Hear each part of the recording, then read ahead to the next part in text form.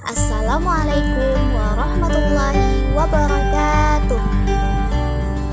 Perkenalkan, nama saya Siti Nursaadah dari Lokal 19A, Prodi Hukum Tata Negara. Video ini untuk memenuhi tugas mata kuliah Fikih Siasah. Sebelum kita masuk ke materi, apa yang kalian ketahui tentang Fikih Siasah?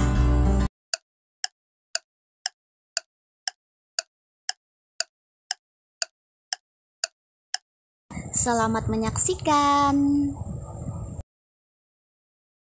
Fikih politik atau fikih siasah adalah ilmu yang mempelajari hal ihwal seluk-beluk mengatur urusan umat dan negara dengan segala bentuk hukum, pengaturan dan kebijaksanaan yang dibuat oleh pemegang kekuasaan yang sejalan dengan dasar-dasar ajaran syariat untuk mewujudkan kemaslahatan umat.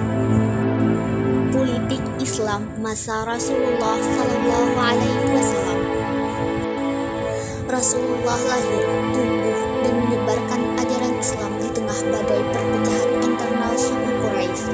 Masyarakat Arab saat itu menjunjung tinggi nilai kepahlawanan, namun prestasi seorang lebih ditentukan oleh unsur kapital, aksi sosial, dan banyaknya pengikut. Beliau hadir di tengah masyarakat yang sangat materialistik yang bertumbuh pada atas pilar kapitalisme, ditambah lagi dengan sifat badui yang sulit diatur. Meskipun begitu, tidak membuat Rasulullah patah semangat. Bahkan ketika orang-orang kafir Quraisy meminta kepada beliau untuk menghentikan dakwah, beliau tetap teguh dalam menyebarkan ajaran Islam. Dakwah Rasulullah dalam menyebarkan ajaran Islam awalnya dilaksanakan di Mekah. Periode dakwah di Mekah merupakan tahap pembersihan keyakinan dan menumbuhkan keimanan muslimin. Perjuangan Nabi belum sampai pada pembentukan Islam sebagai negara, karena institusi politik yang menopang sistem sosial dan ekonomi belum dibentuk. Selain karena agenda dakwah di Mekah belum mengarah pada pembentukan institusi politik, kondisi bangsa Quraisy yang masih kuat dalam mempertahankan status quo juga tidak memungkinkan untuk berdirinya sistem ketatanegaraan yang bersemi pada ajaran Islam. Rasulullah juga harus mengalihkan pandangan dan harapan baru pada masyarakat lain yang lebih memungkinkan untuk kemajuan dan kesuksesan dakwah Islam. Hijrah Rasulullah ke Madinah merupakan langkah politik yang tepat, terutama dalam rangka mengefektifkan dakwah Islam, karena di kota itu beliau mendapatkan dukungan yang penuh dari warganya. Langkah-langkah politik Nabi tersebut berhasil dengan waktu singkat membentuk suatu komunitas muslim yang kuat, bebas, dan mandiri. Dari komunitas tersebut secara berangsur-angsur Nabi membentuk masyarakat yang teratur yang kelak merupakan cikal bakal berdirinya negara Islam.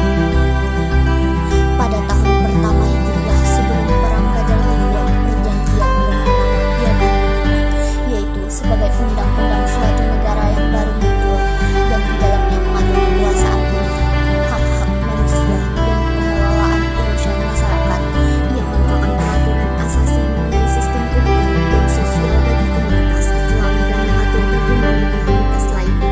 Perjanjian ini tidak hanya menghadirkan sebuah aturan masyarakat, namun juga merupakan dokumen yang mendasari terbentuknya sebuah negara.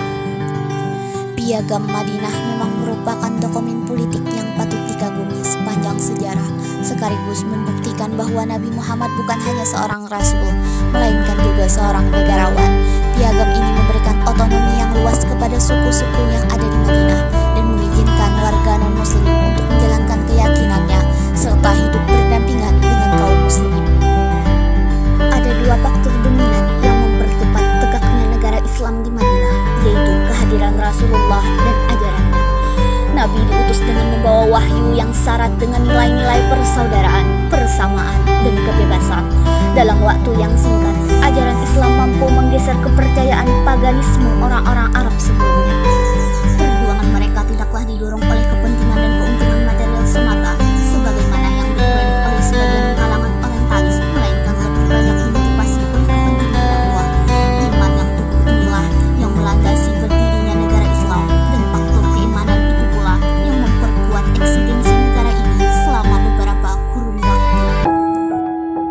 Terima kasih telah menonton video ini. Jazakillah khairan. Wassalamualaikum warahmatullahi wabarakatuh.